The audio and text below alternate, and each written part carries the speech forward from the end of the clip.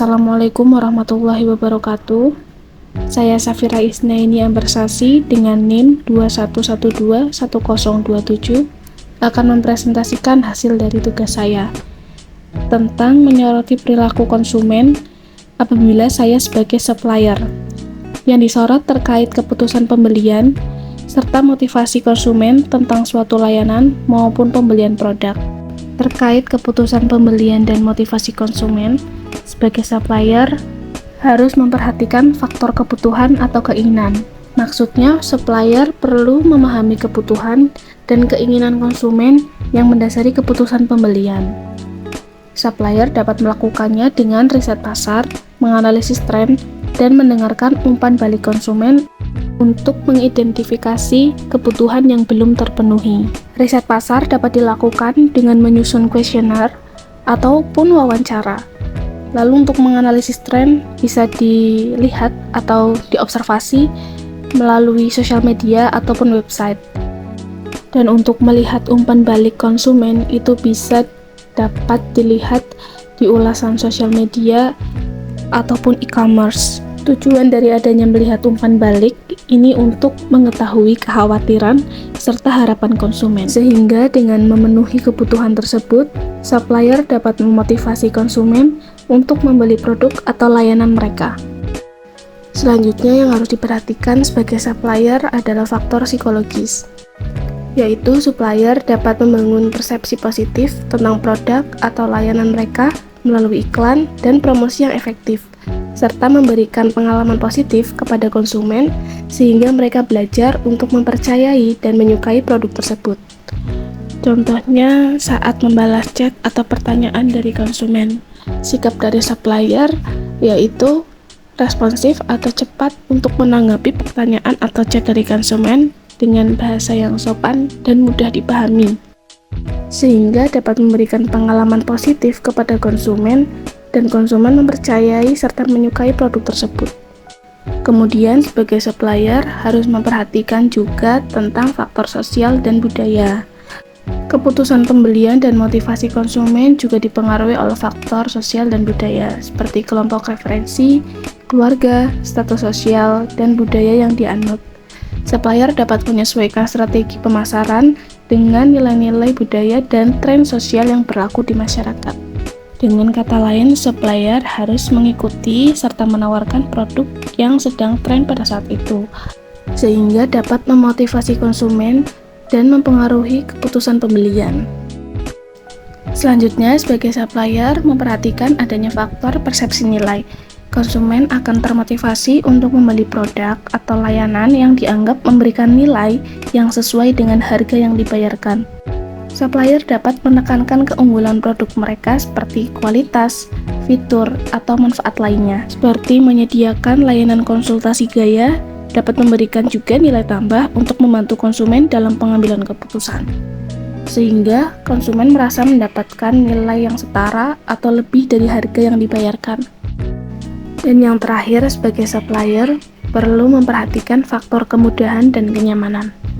Konsumen juga termotivasi untuk membeli produk atau layanan yang mudah diperoleh dan memberikan kenyamanan dalam penggunaan.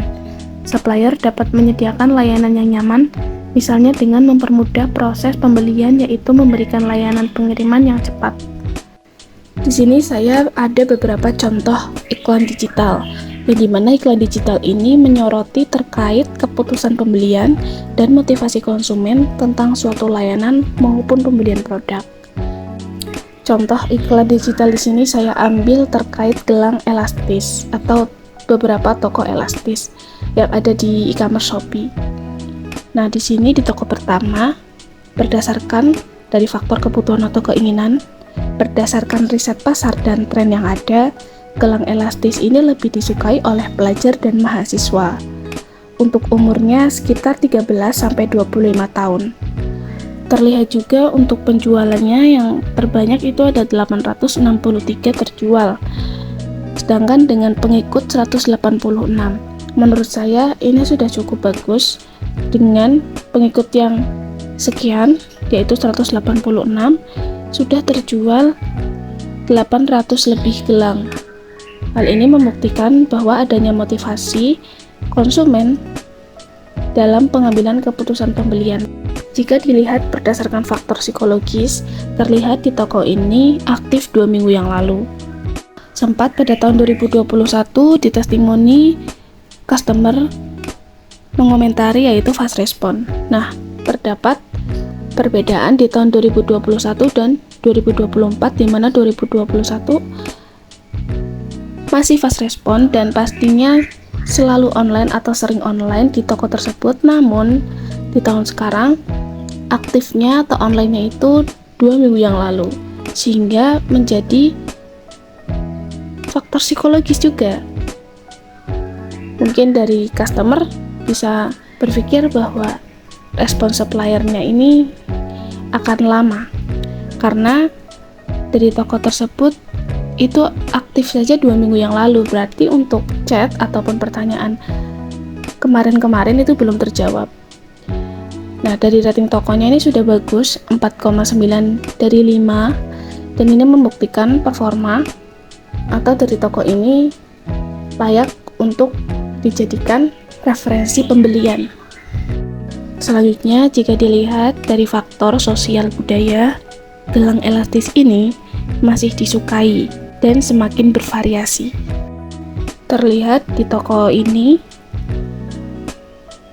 untuk variasi gelangnya itu banyak, ada yang polos dan ada juga yang berbentuk alfabet, seperti yang sudah saya tampilkan di PPT. Jika dilihat dari faktor persepsi nilai, kualitas yang dimiliki oleh toko ini, kualitas gelangnya itu bagus dan harga gelangnya ini pas sesuai dengan kantong pelajar atau mahasiswa. Dan jika dilihat berdasarkan faktor kemudahan serta kenyamanan, pada toko ini pengirimannya cepat, bisa terbukti atau dibuktikan dengan testimoni yang ada. Di situ tertera pengirimannya pun juga cepat. Nah, supplier untuk memilih ekspedisi agar pengirimannya cepat yaitu ekspedisi yang terpercaya. Berdasarkan pengalaman saya, ekspedisi yang terpercaya yaitu JNT. Ekspedisi JNT ini sudah terpercaya, cepat, dan juga tepat. Gelang di toko ini juga memberikan kenyamanan bagi customer, di mana gelangnya bisa diatur sesuai dengan keinginan.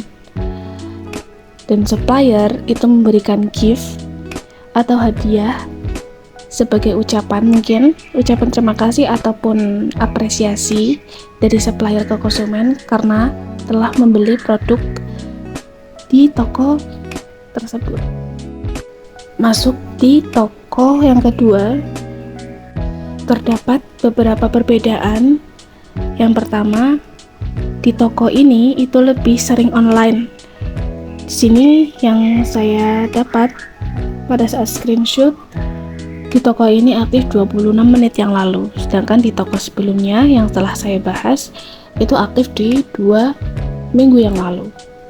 Lalu perbedaan yang lain, di sini terdapat 67 pengikut, namun yang membeli itu banyak sekali. Sudah lebih dari, mungkin jika ditotal lebih dari 10.000. Karena terlihat di PPT yang sudah saya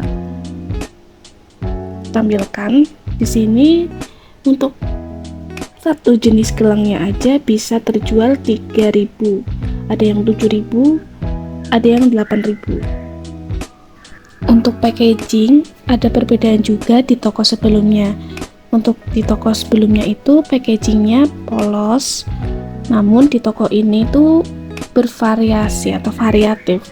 Terdapat gambar-gambar ataupun corak warna yang dapat memikat konsumen atau membuat produk ini menarik sehingga konsumen banyak yang check out atau membeli produk di toko ini. Untuk produknya sama-sama kualitasnya itu bagus dan harganya pun masih pas di kantong pelajar ataupun mahasiswa. Pengiriman atau ekspedisi yang ditawarkan toko ini pun juga cepat, terbukti dari adanya testimoni yang sudah saya tampilkan di PPT. Dengan ini dapat dikatakan toko ini itu dapat memotivasi konsumen dalam pengambilan keputusan pembelian. Selanjutnya di toko yang ketiga, terdapat beberapa perbedaan juga. Perbedaannya di jumlah pengikut. Di toko-toko sebelumnya, toko pertama dan toko kedua, itu pengikutnya tidak sebanyak di toko yang ketiga. Namun pada terjualnya gelang, ini masih sedikit ya dengan jumlah pengikut yang ada, karena di toko sebelumnya yaitu toko kedua dengan pengikut hanya 60-an itu bisa terjual banyak gelang, sedangkan di toko ini itu dengan pengikut 2,8 ribu pengikut hanya terjual ratusan. Terdapat kesamaan pada toko-toko sebelumnya juga. Di toko ini memakai atau menggunakan gelang dengan kualitas yang bagus serta pengirimannya yang cepat, dan ada gift atau hadiahnya juga untuk customer. Untuk harganya juga masih pas di kantong pelajar maupun mahasiswa, sehingga toko gelang ini masih bisa survive dan bisa lebih berkembang lagi ke depannya.